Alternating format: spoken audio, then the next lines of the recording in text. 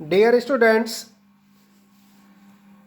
आज का हमारा वीडियो है राष्ट्रपति की आपातकालीन शक्तियाँ। पिछले वीडियो में मैंने आपको राष्ट्रपति की आपातकालीन शक्तियाँ जिनका उल्लेख भारतीय संविधान के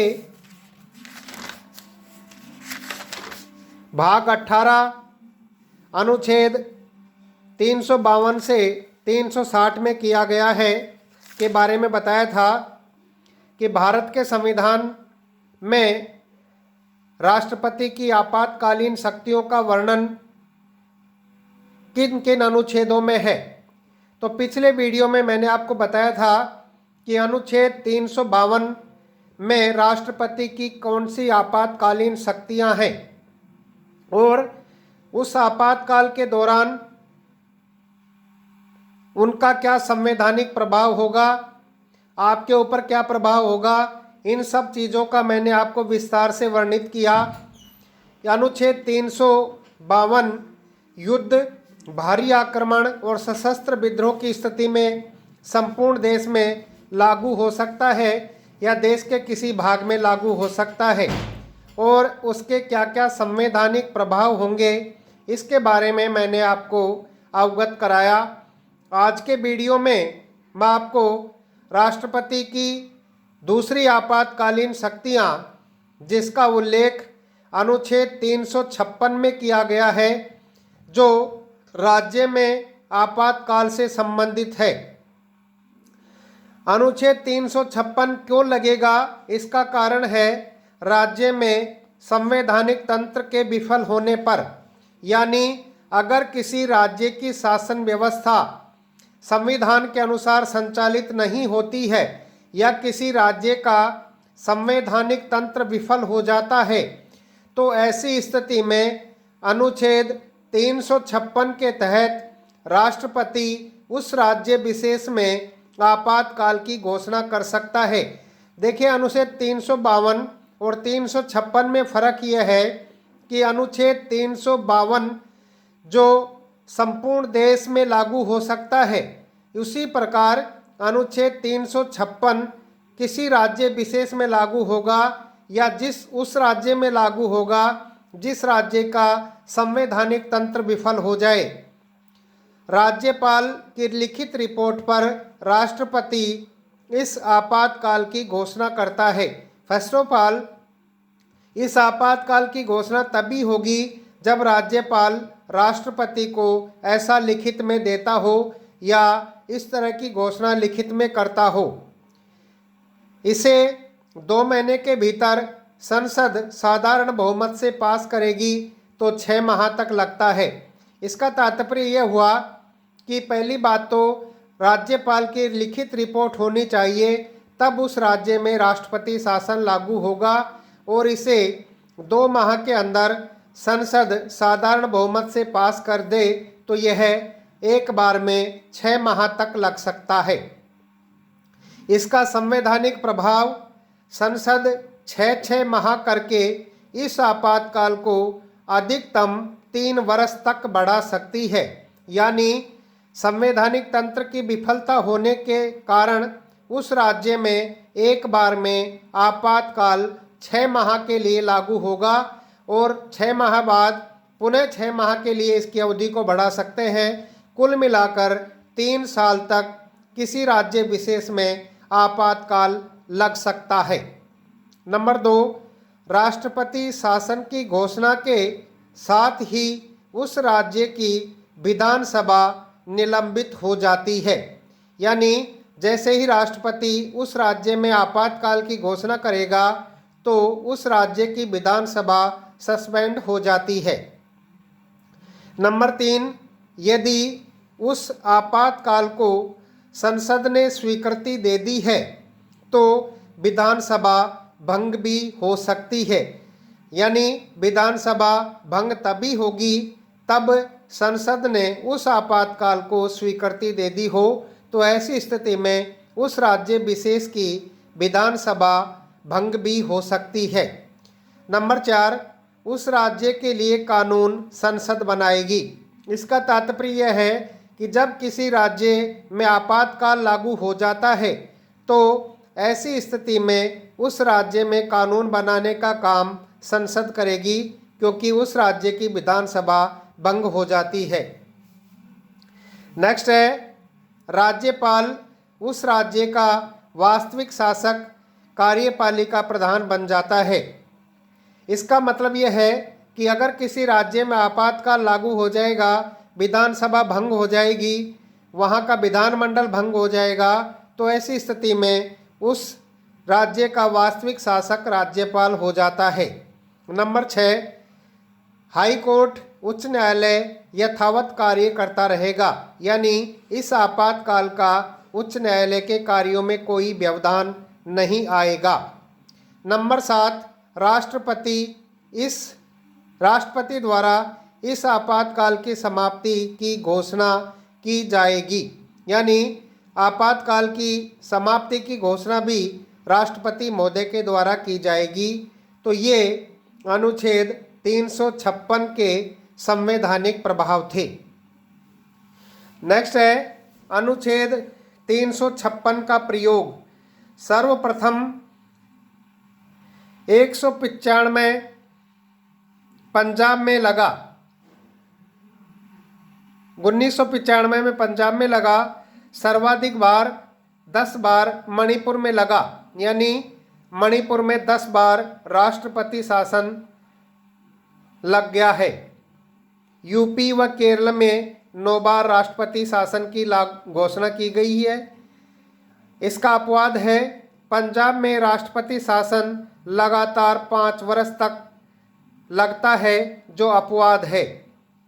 अंतिम बार उत्तराखंड में लगा अप्रैल मई 2016 में। कुल राष्ट्रपति शासन 125 बार लगा है। सबसे ज़्यादा इस दौरान पीएम इंदिरा गांधी थी, जिनके समय में सबसे ज़्यादा 50 बार आपातकाल की घोषणा की गई। पीएम इंद्र कुमार गुजराल के समय में राष्ट्रपति शासन नहीं लगा। तो ये सामान्य ज्ञान के प्रश्न है कि सबसे ज़्यादा 50 बार श्रीमती इंदिरा गांधी जब देश की प्रधानमंत्री थी, उनके समय में 50 बार देश के किसी राज्य में आपातकाल की घोषणा हुई। इसी प्रकार इंद्र कुमार गुजराल जब देश के प्रधानमंत्री थे, उस समय किसी भी राज्य में राष्ट्रपति शासन नहीं लगा। राजस्थान में राष्ट्रपति शासन अब तक 4 बार लगा, जिसका विवरण निम्नलिखित है। अवधि मार्च 1967 से अप्रैल 1967। इस समय राज्यपाल डॉक्टर संपूर्णानंद थे। सीएम जो बर्खास्त हुए श्री मोहनलाल सुखाड़िया जी थे। सीएम जिनकी वापसी हुई मोहनलाल सुखाड़िया जी थे। दूसरी बार आपातकाल 1977 से जून 77 तक। इस दौरान राज्यपाल वेदपाल त्यागी साहब थे। मुख्यमंत्री जो बर्खास्त हुए हरदेव जोशी 3 बार, और इनकी जगह जब सीएम बने वो थे श्री भैरों सिंह जी शेखावत जनता पार्टी से। तीसरी बार फरवरी 1980 से जून 1980। इस दौरान श्री रघुकुल तिलक साहब राज्यपाल थे। श्री भैरों सिंह जी शेखावत सीएम थे, और उनकी जगह श्री जगन्नाथ पहाड़िया को राजस्थान का मुख्यमंत्री बनाया गया। चौथी बार दिसंबर 1992 से दिसंबर 1993 श्री एम चन्ना रेड्डी राजस्थान के राज्यपाल थे।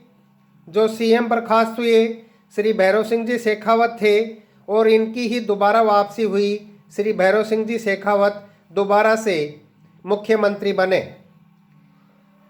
इस प्रकार 1994 में SR बम्बई विवाद में सुप्रीम कोर्ट ने अनुच्छेद 356 के दुरुपयोग को रोकने का निर्णय लिया।